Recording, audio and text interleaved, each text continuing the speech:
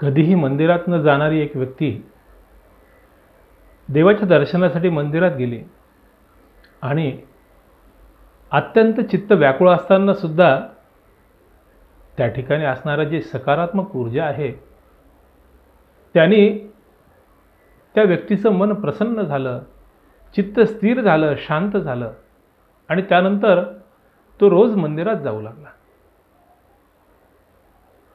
आपण आपल्या घरामध्ये सुद्धा मंदिर बांधतो, देवघर बांधतो, परंतु जे मंदिर आहे, देऊळ आहे, त्या ठिकाणी आपण गेल्यानंतर आपल्याला खूप शांतता जाणवते, प्रसन्नता जाणवते.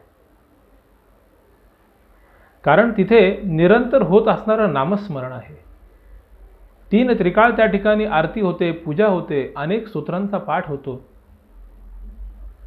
आपण आपल्या घरामध्ये पूजा अर्चा करताना जो थोडा वेळ पूजा करतो तितकाच वेळ त्या ठिकाणी आपण नामस्मरण करत असतो.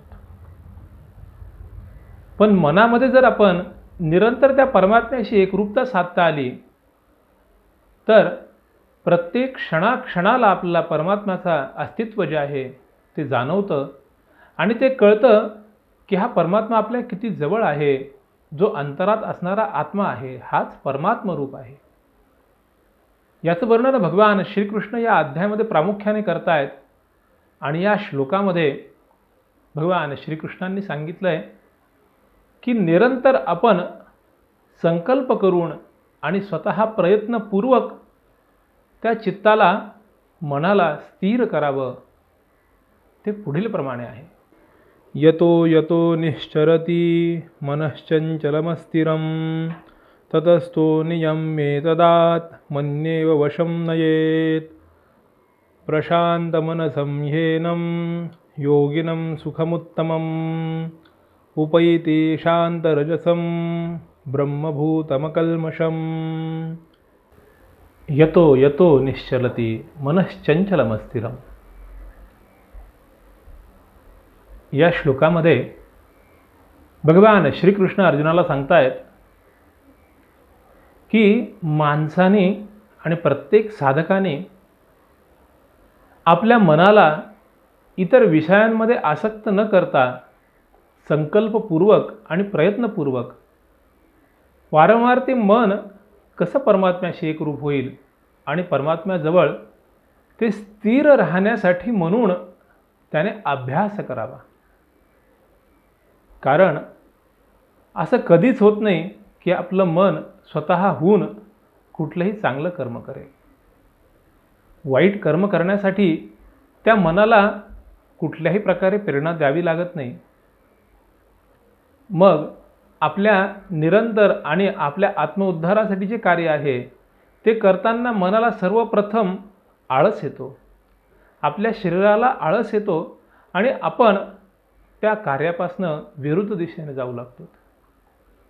मग एकातनं दुसरी इच्छा, दुसऱ्यातनं तिसरी इच्छा निर्माण होत चालते.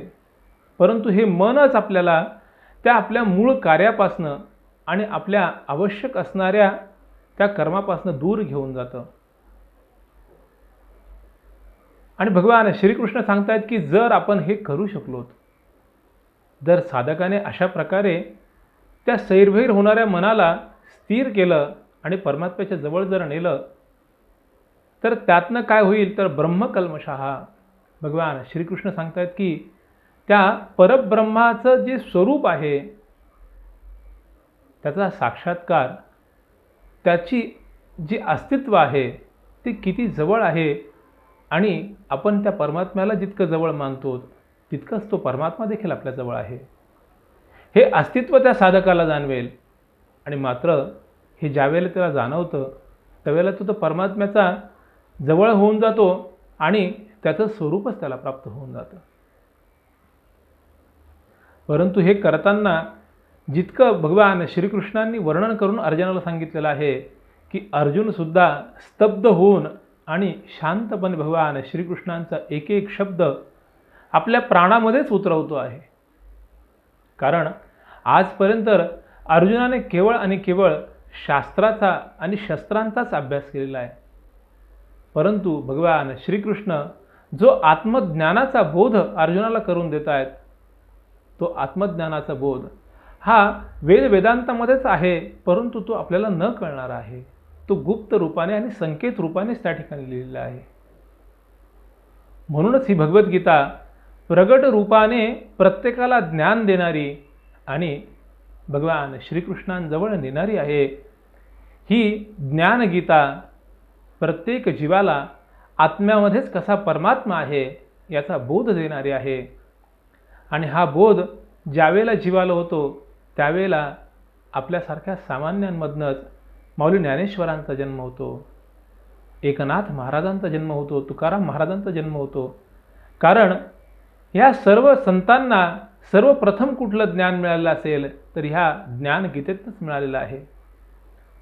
संसारात राहून देखील परमात्म्याजवळ जाणं आणि परमात्म्याशी एकरूपता साधणं याचं सर्वात सोपं आणि सुंदर माध्यम कुठलं असेल ती ही श्रीमद भगवद्गीता आहे. भगवान श्रीकृष्ण अर्जुनाला पुढील श्लोकामध्ये वर्णन करताना सांगतायत की ज्यावेळेला हा साधक अशा प्रकारे आपलं चित्त मन हे परमात्म्याशी एकरूप करून घेतो त्यानंतर त्याला कुठल्या प्रकारे अनुभव येतो याचं वर्णन पुढील भागात आपण ऐकणार आहोत. धन्यवाद.